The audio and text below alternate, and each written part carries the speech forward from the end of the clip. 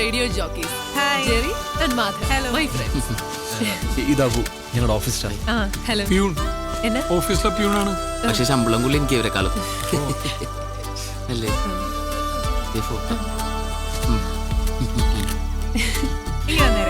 Thank you. ഇപ്പൊ തന്നെ പൊട്ടിക്കാലോ. പൊട്ടിക്കാൻ പാടില്ല ഗിഫ്റ്റ് ഒക്കെ അങ്ങനെ പൊട്ടിക്കാൻ പറഞ്ഞു. അടുത്ത ഫ്രണ്ട്സ് വരുന്ന ഗിഫ്റ്റ് അപ്പൊ തന്നെ പൊട്ടിച്ചോണ്ടേ. പിന്നല്ലാതെ എന്തെങ്കിലും കുഴപ്പമുണ്ടോ? ഫാൻ ഓഫ് ചെയ്യാൻ അല്ലെങ്കിൽ ഗിഫ്റ്റ് പറഞ്ഞു പോകും. ഞാൻ പുറത്തേക്കട്ടെ. നല്ലോണം അയ്യോ പണി കിട്ടിയോ? ഇതാ ജെറി മാധവന്മാരുടെ സമ്മാനം. സാധാരണ ഗിഫ്റ്റ് ഒക്കെ ഞങ്ങൾ പോയിട്ടില്ല പൊട്ടിക്കാറുള്ളൂ. നല്ലല്ലേ? കൊള്ളാം. മോളെ മധുരമപ്പിന് സമയമായി, നീ അങ്ങോട്ട് ചെന്ന്. ഇച്ചായ എന്റെ ഫ്രണ്ട്സ് കൊണ്ടുവന്ന ഗിഫ്റ്റ് കണ്ടോ? ഇവളുടെ ഒരു കാര്യം എടി, മുട്ടുസൂചിയാണെങ്കിലും സമ്മാനം തന്നെ. ഇവര് ഹലോ ഫാമിലി ആർജേസാ. Jerry, Madhav. Hello Abu. Hello. ഇതെന്റെ ഇച്ചായ ടോമി ചായ, യുഎസിലാ. ഞങ്ങള് ഏറ്റവും അടുത്ത ആളുകൾ കൂടി ഇപ്പോ ഗിഫ്റ്റ്സിലധികം സ്പെൻഡ് ചെയ്യുന്നില്ല. ഹലോ എഫ്എം ഒരു ക്യാമ്പയിൻ നടത്തുന്നുണ്ട്. ഒരു ആമനക്കുട്ടി, അതിന് ഹാർട്ട് സർജറിക്ക് വേണ്ടി ഞങ്ങൾ പരമാവധി അതിലേക്ക് കോൺട്രിബ്യൂട്ട് ചെയ്യാം. ആണോ? വളരെ നല്ല കാര്യം. എന്നാൽ ഞങ്ങളും തരുന്ന ഒരു ചെറിയ കോൺട്രിബ്യൂഷൻ. കൈയോടെ ചെക്ക് കൊടുത്തേ. ഇവിടെയും ചെക്ക്. പപ്പു വന്നു. ഓ, അവര് വന്നു കേട്ടോ. അല്ല, ആരെയാ അപ്പു? അപ്പു അല്ല, പപ്പു, എന്റെ കല്യാണച്ചക്കന്. നല്ല കലക്കം പേരാട്ടോ. ഇനീഷ്യൽ ഉണ്ടോ?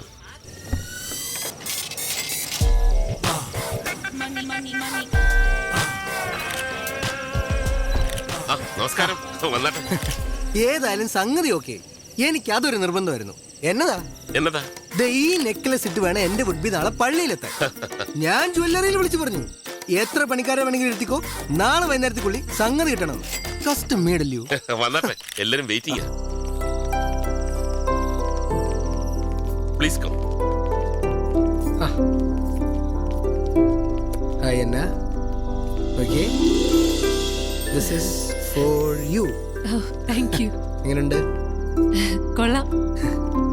എങ്കിൽ പറ, എത്ര വില വരും?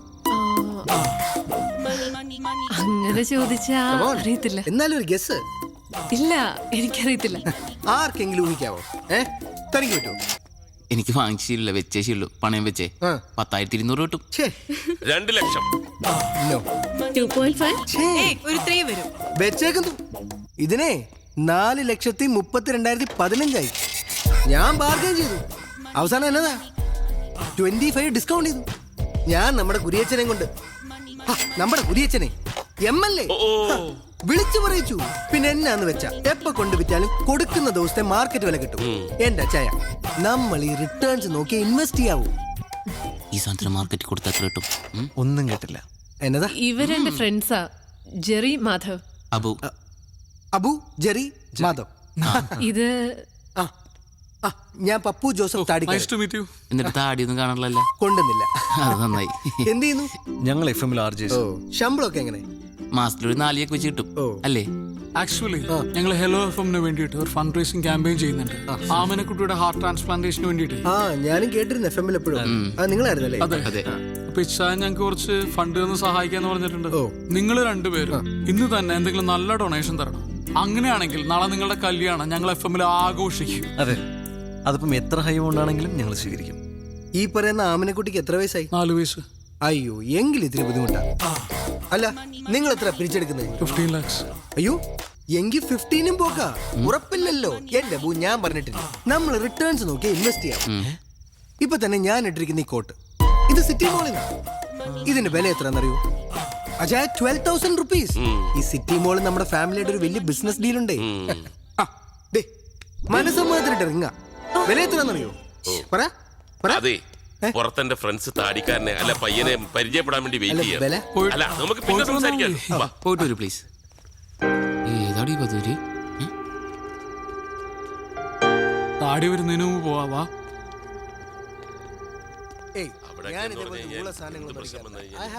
നോക്കിയേ, സ്കോച്ചിന്റെ വില പറയണണ്ട. ഇവനൊക്കെ എന്താണ് ചെയ്യേണ്ടത്? ഇവന്റെ വിചാരം നമ്മളാരും പൈസ കണ്ടിട്ടില്ലെന്നാണ്. ഇവനൊക്കെ ഉണ്ടല്ലോ അട്ടിച്ചവന്റെ അണപ്പല്ല് പുറത്തെടുക്കണം. ലോകത്തുള്ള ഒരു പെണ്ണിനും ഇവനെ പോലത്തെ ഒരു കൊരങ്ങനെ കെട്ടേണ്ട ഗതികേടുണ്ടാവരുത്. എത്ര പൈസ ഉള്ളവനാണെങ്കിലും എന്റെ പെങ്ങളെ കിട്ടാൻ വേണ്ടിയാണെങ്കിൽ ഇവനാണെങ്കിൽ ഞാൻ കൊടുക്കൂല. കൊടുക്കരുത്. കുറച്ചേരം കൂടി അവൻ അവിടെ നിൽക്കണമെങ്കിൽ ഇട്ടിരിക്കുന്ന ഷഡ്ഡിയുടെ വില എത്ര അവൻ ചോദിച്ചാൽ ഷഡ്ഡി കാണിക്കും. ഷഡ്ഡി കാണിക്കും. അവള് കേൾക്കും പ്ലീസ് പ്ലീസ്. കേക്കട്ടെ. അവൾക്കെന്താ കണ്ണ് കാണാൻ പാടില്ലേ? കാത് കേൾക്കാൻ പറ്റണല്ലേ? ഒന്ന് ആലോചിച്ച് നോക്കി. അവൻ ആമിനെ കുട്ടീനെ കുറിച്ച് പറഞ്ഞ കേട്ടോ. എടാ അതൊക്കെ ശരിയാ, പക്ഷെ നമ്മൾ അവനെ മനുഷ്യന്റെ എന്തെങ്കിലും ലക്ഷണം ഉണ്ടോ? നോക്കിയ നീ നോക്ക് നീ പാട്ടുമാക്ക. ആരോ എന്നെ കുറിച്ച് നല്ലത് പറയുന്നു. ശരിയല്ലേ? ശരിയാണ്. അതെ. സാധാരണ നമ്മൾ മുമ്പ് പ്രേമിച്ച പെണ്ണ് നമ്മളേലും ഗതികെട്ട ഒരുത്തൻ്റെ കൂടെ പോകുമ്പോ നമ്മൾ ഭയങ്കര ഹാപ്പി ആവില്ലേ? ഇല്ലേ? അതെ. ആ നിന്റെ സ്ഥാനത്ത് ഞാനായിരുന്നെങ്കിൽ ഇവനെ പോലത്തെ ഒരു മണ ഉണാഞ്ചന ആ പെണ്ണിനെ ഒരിക്കലും വിട്ടുകൊടുക്കൂല. ഞാൻ കൊടുക്കില്ല. ഞാൻ ഒരിക്കലും കൊടുക്കില്ലടാ. എനിക്ക് ഇപ്പോഴും തോന്നുന്നത് ഇവനിൽ നിന്ന് രക്ഷപ്പെടാൻ അവൾ എന്തൊക്കെയോ മാർഗം ആലോചിച്ചിരിക്കുന്ന പോലെ. നിനക്ക് തോന്നിയോ അങ്ങനെ? എനിക്ക് തോന്നി. എനിക്ക് തോന്നി.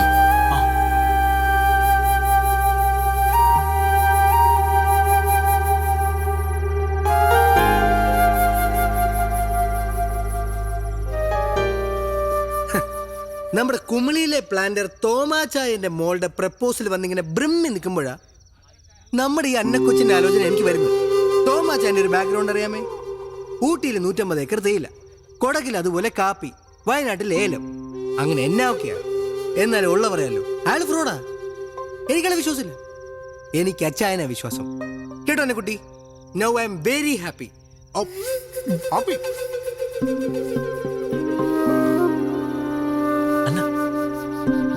ഒന്ന് വരൂ.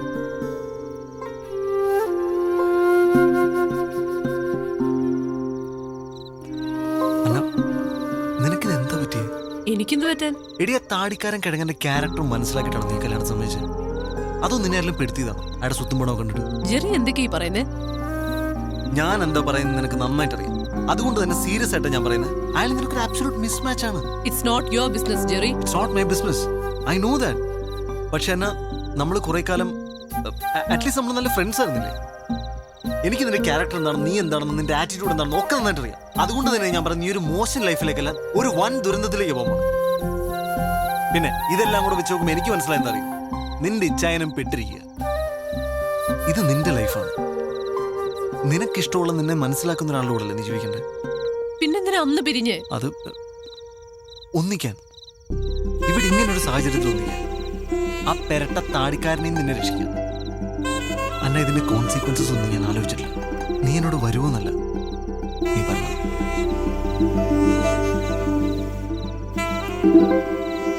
നല്ല ടേസ്റ്റ് ഉണ്ടല്ലോ. ചിക്കൻ പൊരിച്ചിട്ടാൻ കറി വെച്ച. ഓ ഉറപ്പാ. അല്ലെങ്കിൽ തിന്നില്ലായിരിക്കും. കൊള്ളാട്ടാ. എടാ ഞാൻ ഒരു മൂന്നാമത് ചോദിച്ചാൽ തരുമോ? നെയ്മീൻ ഫ്രൈ തീർന്നിട്ടാ. ഇനി എന്നോട് ചോദിക്കാൻ പറയാൻ നിൽക്കരുത്. വെജ് കുടിക്കാത്ത. ഓ നീ കഴിക്കണല്ലേ? കഴിക്കടാ. നല്ല ചിക്കൻ ആണ്ടാ. നിനക്ക് ഫ്രൈഡ് റൈസ് ഇഷ്ടമില്ലേ? എടാവള് വരാൻ സമ്മതിച്ചു. ആര്? അന്ന വരാൻ സമ്മതിച്ചു. ഇങ്ങോട്ട് ഓടാ. തമാശയാണോ? അവൾ എന്റെ കൂടെ വരാൻ സമ്മതിച്ചു. അത് അടിക്കാനുണ്ടോ കൂടെ? നീ ഒരു മേലെ തമാശ കളിക്കരുത്. അവൾ എന്നോട് വരാൻ സമ്മതിച്ചു. നീയൊക്കെ കൂടെ മൂപ്പിച്ചിട്ടാണ് ഞാൻ അവളെ പോയി വിളിച്ചത്. അവളിപ്പോ എന്നോട് വരാന്ന് പറഞ്ഞിരിക്കുക. ഞങ്ങൾ വെറുതെ ലോകതത്വം പറഞ്ഞല്ലേ, നീ സീരിയസ് ആയിട്ടാ? ലോകതത്വം ഇതുമാതിരി പൂക്കൃത്തരം കാണിക്കരുത്.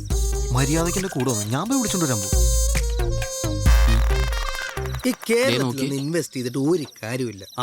ഉള്ള പറയാലോ, എനിക്ക് ഈ മലയാളിയാണെന്ന് പറയാനേ ഇഷ്ടമല്ല.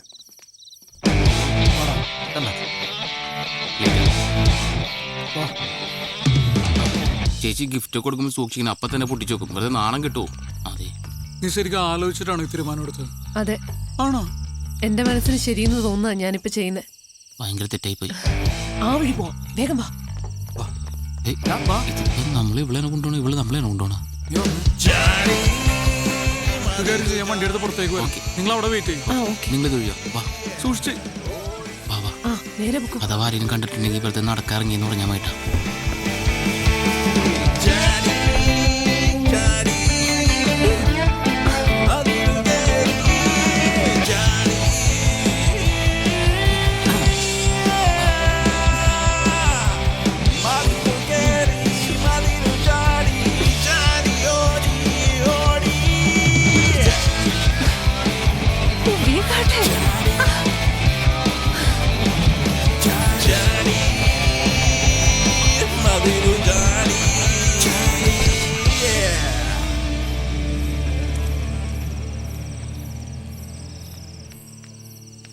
അല്ല അല്ല നമുക്ക് നാളെ പള്ളിയിൽ കാണണം. എല്ലാവരും ഫാമിലി ആയിട്ട് തന്നെ വരണം. Okay okay. അച്ഛൻ വന്നേ.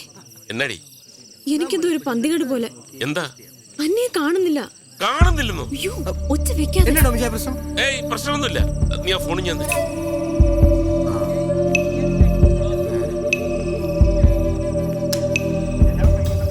സ്വിച്ച് ഓഫ് ആണല്ലോ. ഒന്നുകൂടി വിളിച്ചു നോക്ക്.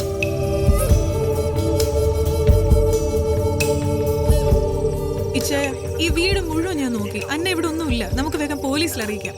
അയ്യോ അച്ഛയ, ഇനി എന്നെ ചെയ്യാ? ചതിച്ചോ? എന്നെ പോകുന്ന വഴിക്ക് വീടിന്റെ അവിടെ ആക്കണേ. ഇറക്ക.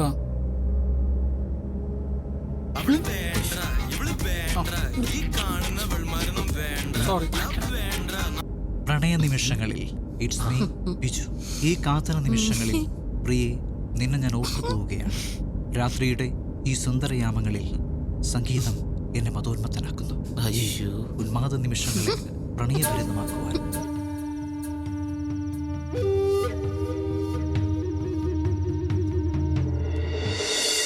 അജയോ, ആ ഇതിനെത്ര വില? നീ ഫിലിപ്പച്ചായനോട് വിളിച്ചു പറ ആൾക്കാരുമായിട്ട് കോളേജ് ജംഗ്ഷനിലോട്ട് വരാൻ. ടോമിച്ചായ, ആദ്യം നമുക്കൊന്ന് സംസാരിക്കാം, എന്നിട്ട് മതി.